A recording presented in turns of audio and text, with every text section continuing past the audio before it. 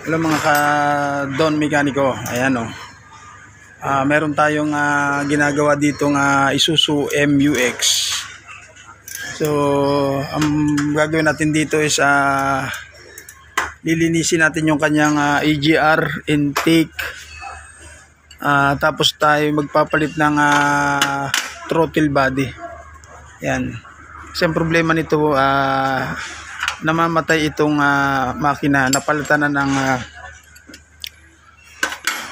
na ito ng crankshaft sensor at saka suction valve control. So nung pinalitan, matagal naman siya bago mamatay ang makina. So nung huli na mamatay na naman, tapos in-scan, ang lumalabas itong kanyang throttle body. Yan ang nagiging dahilan kaya namamatay siya. Tapos kapag binubunot yung kanyang sakit, may check engine siya pero hindi siya namamatay. So dati pinagawa na raw niya to, yung hindi niya alam kung nilinis yung kanyang EGR do sa pinagdala ni sir. Ayan. So natanggal natin yung kanyang compressor. Kasi babangga yung kanyang intake dyan pag binaklas natin yan. So tatanggalin muna natin to. Tinatanggal ito. Isuzu MUX po ito. Yan.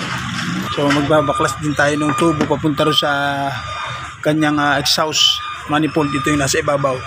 Kasi buong tinatanggal to mga ka-Don Mekaniko. Kasi kasama niya yung buong intake niya na i-cleaning. Kasama yung kanyang EGR. Ayan. Yan yung mga ka-Don Mekaniko, tinanggal na nga natin yung kanyang intake manifold nitong MUX. Ano ito yung itsura niya? Ito yung itsura natin. Itsura ng manifold niya mga ka-Don Mekaniko. Ayan. Tapos itong EGR niya. Ayan. Makapal na rin yung kanyang carbon. Ayan. So mamaya tatanggalin natin ito, lilinisan natin. Ayan. Injector niya. Tapos ito magpapalit din tayo ng bagong throttle body kasi lumabas sa scan, may problema ito, namamatay. Pinasabay lang itong kanyang EGR cleaning. Ito yung bago ikakabit natin throttle body nitong Isuzu MUX. Ayan, lagay muna natin dyan mga ka-Don Mekaniko.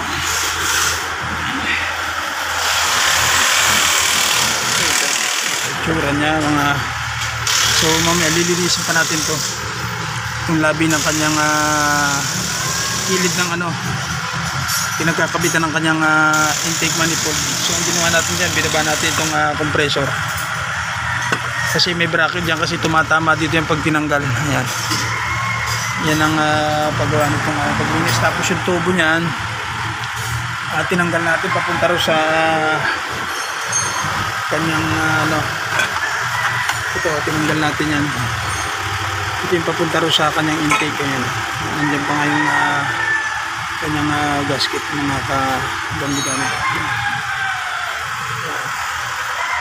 So tinanggal natin yung kanyang intake, linisan.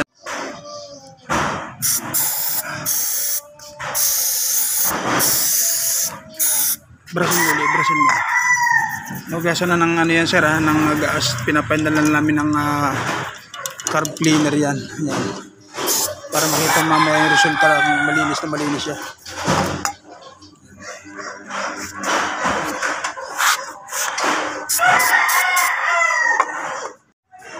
Ayan mga ka-Don Mekaniko. Ayan.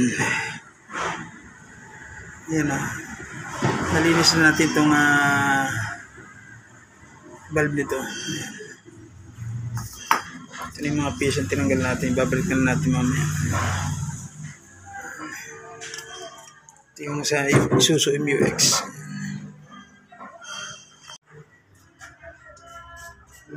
So ito na nga po yung ating itsura ng kanyang kabitan ng intake manifold. Ayan.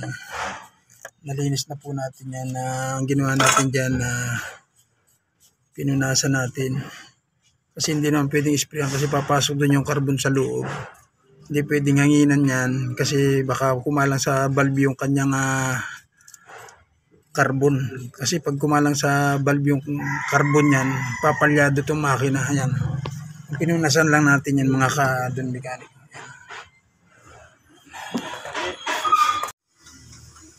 Sir, kailangan natin palitan tong ano mo, aircon belt. Mapuputol na to sir, aircon belt. Ayan mga ka-Don Mechanic. Ito na yung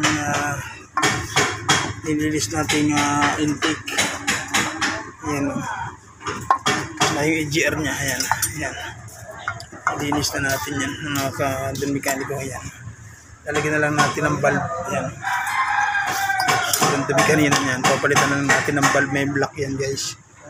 So sasabay na rin natin yung kanyang pan belt. Ayan. Bali dalawa yung belt nito pinapasabay na. Sasabay ko na rin. Ayan. Dito lang po sa Don Mech Auto Repair Shop.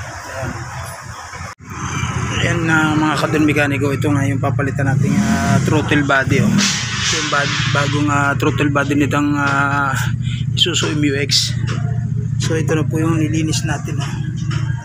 Ayan, nilinis na natin ito mga ka-Don Mechanico. Ayan.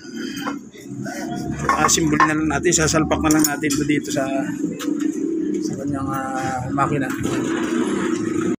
Yung mga ka-Don Mechanico, ito nga yung belt na papalitan natin. Original po ito mga ka-Don Mechanic.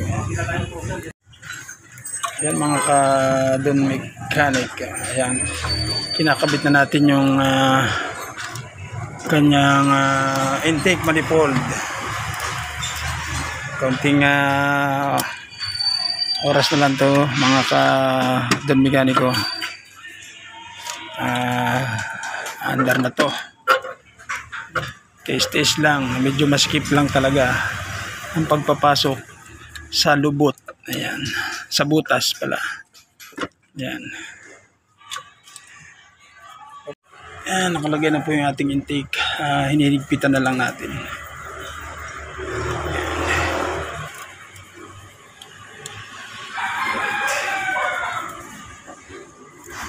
Mga ka-Don Mechanico, ginabi na nga tayo dito sa ating